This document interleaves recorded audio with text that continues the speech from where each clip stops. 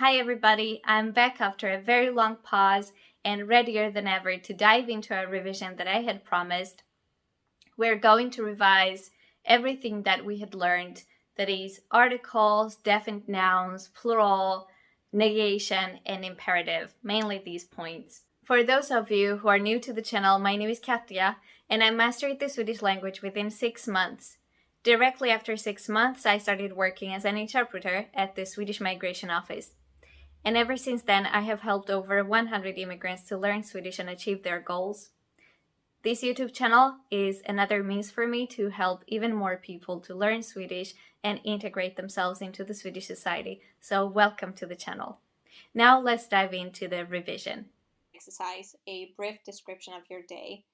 The eventual goal of this exercise is to train imperative that we have learned. That is when you tell somebody, usually a second person, to do something. But before we get to that, we have some words missing here. There are verbs and prepositions that need to be filled in. So now I give you max 5 minutes to fill in the gaps, pause the video, then come back for the key.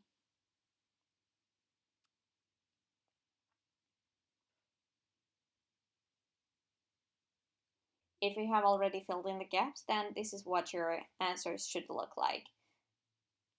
Jag vaknar klockan 6. Jag stiger upp och klär mig. Jag tvättar ansiktet och händerna och borstar tänderna. Jag dricker vatten och äter frukost. Jag äter flingor med yoghurt till frukost. Jag går till jobbet klockan 7. Jag jobbar från 8 till 4. Jag handlar mat efter jobbet. Jag köper frukt, grönsaker, mejeri och fika. Jag betalar alltid med kort. Jag lagar mat när jag kommer hem och jag äter middag klockan 7. Jag dansar modern dans eller läser böcker på kvällen. Jag lägger mig klockan 10. If this is how you answered and if this is how you filled in the gaps, then it is correct. Somewhere in the middle, it might have been a bit difficult to figure out what word you should have used, like if you should have used jag handlar mat instead of jag äter mat could also be the correct word.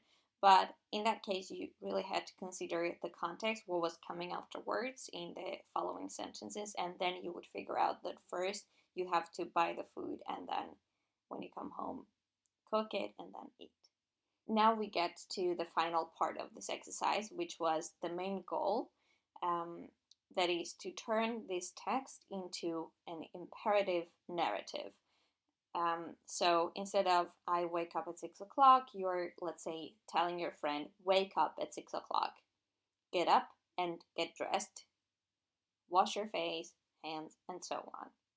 Pay attention that if a verb ends in er in the present tense, like dricker, it means that the root of the verb ends with a consonant. So you would use drick in the imperative. Also pay attention that in some of the parts here, you have words denoting the first person, like klär mig. And when you turn this into an imperative narrative, that is, when you tell your friend to get dressed, you shouldn't use may, of course. I'll leave it up to you to figure out what you should use instead. And then we will see the answers. So pause the video. Again, you have 5 or let's say 7 minutes, because it's a bit more complicated, I think. 7 minutes to turn this text into imperative, then come back for the answers.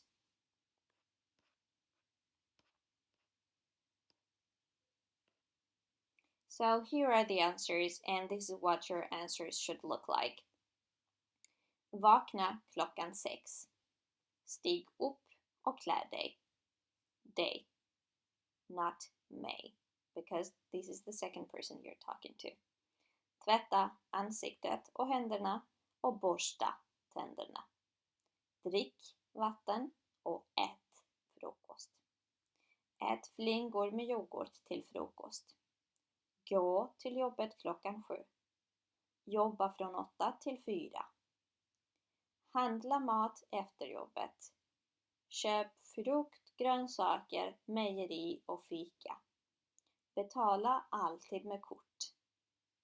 Laga mat när du kommer hem och ät middag klockan 7. Dansa modern dans och läs böcker på kvällen. Lägg dig klockan 10. Bra jobbat! The goal is to practice negation, but before we get to that point, we have to fill in some gaps. We need to put sometimes verbs, sometimes prepositions, and sometimes articles. Take 7 minutes to fill in the gaps and then come back for the answers.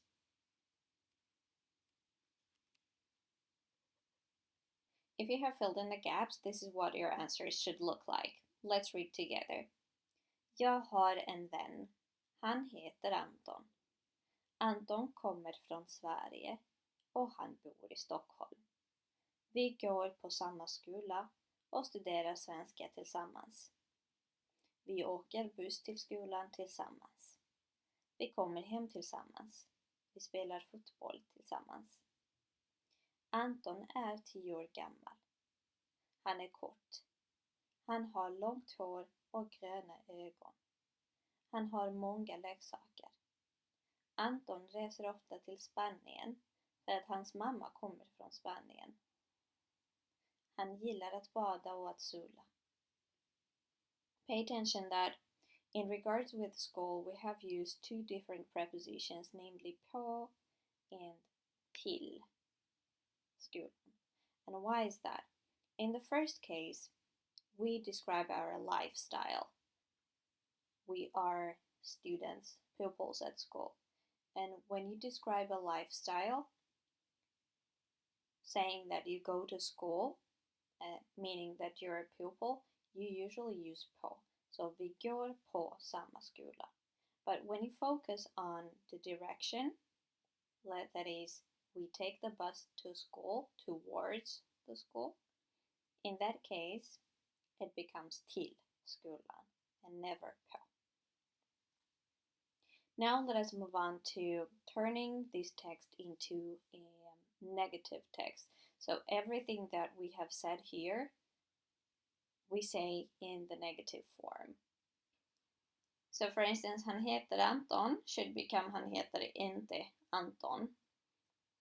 And pay attention where you place inte, which is something we're going to discuss afterwards when you come back with the answers.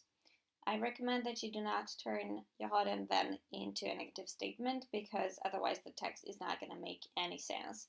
And pay also attention that I have removed Anton from the rest of the text because if his name isn't Anton, then the text wouldn't make any sense. So I replaced Anton at some places with the pronoun han. So yeah, get to the text, turn every statement except for the first one into negative statements and then come back for the answers.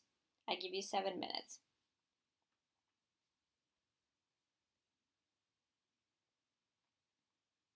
If you have already turned the text into negative statements, then this is what your answer should look like. Inte should be placed after the verb in every simple Swedish statement like we have learned. Let's read together. Jag har en vän. Han heter inte Anton. Han kommer inte från Sverige. Och han bor inte i Stockholm. Vi går inte på samma skola och studerar inte svenska tillsammans. Vi åker inte buss till skolan tillsammans. Vi kommer inte hem tillsammans. Vi spelar inte fotboll tillsammans. Han är inte 10 år gammal. Han är inte kort. Han har inte långt hår och gröna ögon. Han har inte många leksaker. Anton reser inte ofta till Spanien. Han gillar inte att bada och att sola. You have of course noticed that I have taken away the second part of this sentence. Because för att hans mamma kommer från Spanien is a dependent clause. And we need inte and verb change places. So it's not hans mamma kommer inte från Spanien, but rather för att hans mamma inte kommer från Spanien. But this is a bit more complicated. It is a bit too much for the beginning.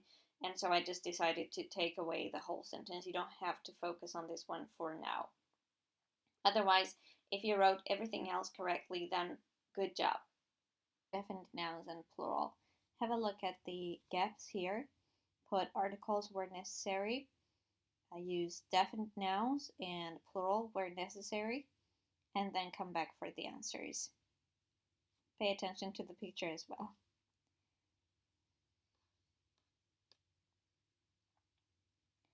If you have done everything correctly, this is what your answers should look like.